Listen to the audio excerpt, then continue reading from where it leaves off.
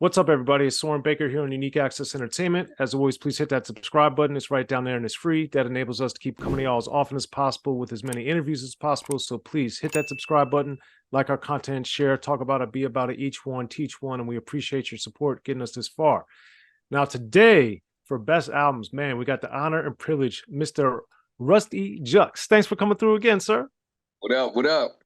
Yes, so he has selected an album that I think is one of the greatest not discussed enough albums in rap history, Diamond D's Stunts, Butts, and Hip Hop. So, first of all, what makes this so special to you? Yo, man, I love the production. I love the rhymes.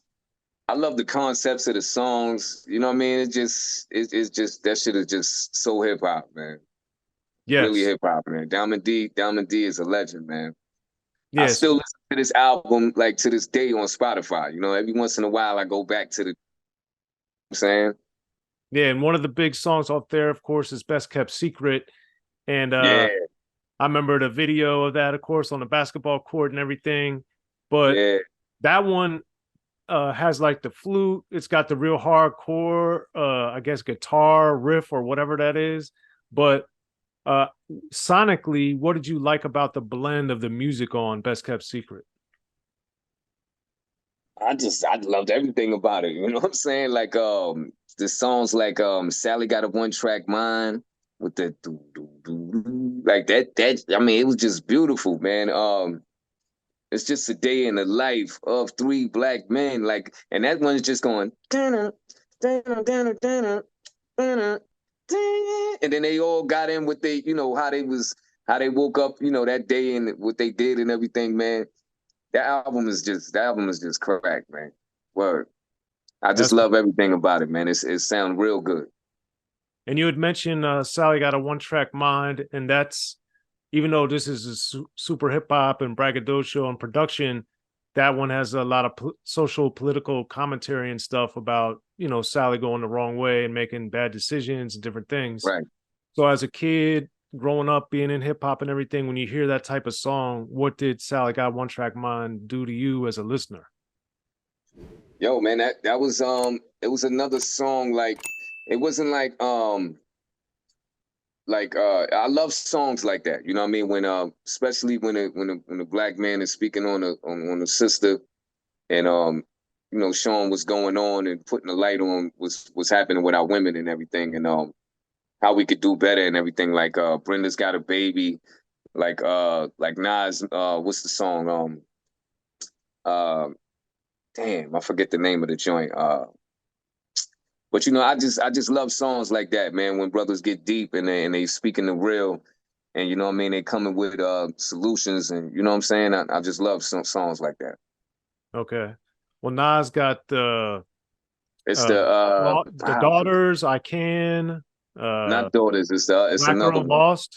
He's got a lot Black Girl Lost. Yeah, diamonds all shining and looking real fly, pretty little flake. Yeah, I love songs like that, man. Okay.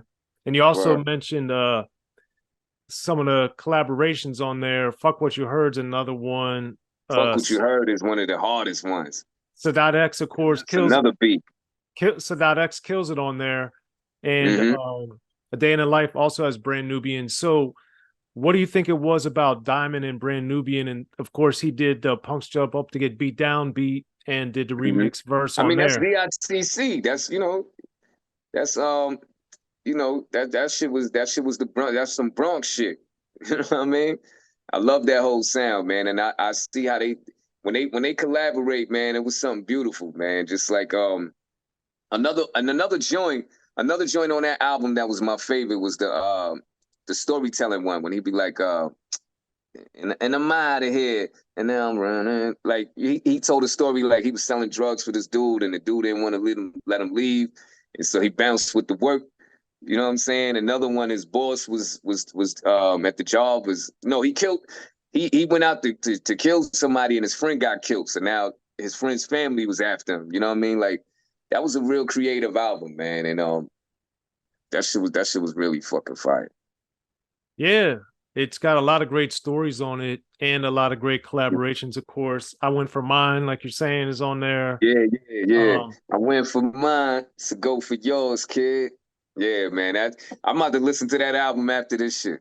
yeah, and then you got the comments with Big L and Showbiz on there as well. That's another one. Yep.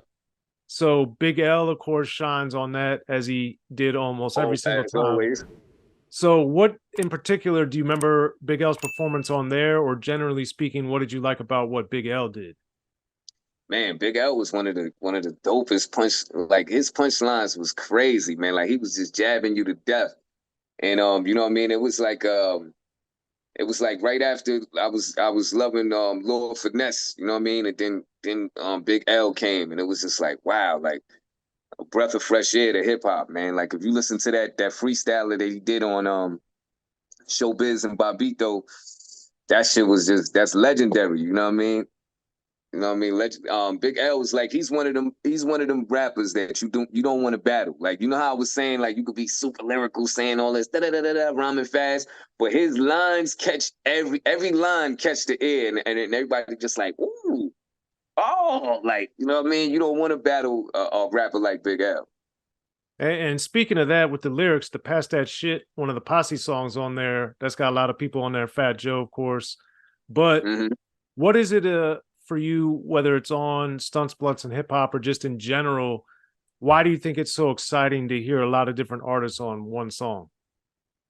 Oh, posse cuts is always dope, man. Is you know what I mean when you especially when it's a dope posse. You know what I mean like leaders of the new school and Tribe Called Quest to everybody on Buddy to uh, all the headbangers. You know what I mean? All of them joints is always crazy because you get that one beat that's amazing, and then everybody is showing their style and their flow on that beat. You know what I mean? So you find out like, oh, he came in like this on it.